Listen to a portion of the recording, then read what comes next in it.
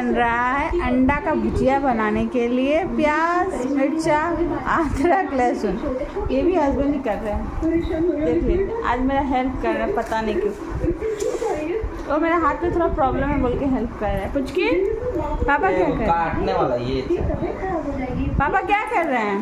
खराब कर रहे हैं। हाँ, पापा ये अंडा बनाने के लिए प्याज लहसुन मिर्चा काट रहे हैं। तो ये खराब अरे उसमें काटो ना, कोई दिक्कत नहीं है, काटो। तुम्हारे लिए चॉपर चाहिए, चॉपर। बिना चॉपर का नहीं काटोगे। ठीक है, हैबिट पकड़ लो सब्जी काटने का, आटा सानने का। तुम चॉपर तुम्हारे लिए खरीद देंगे। तुम्हारे बर्थडे में चॉपर गिफ्ट मिलेगा।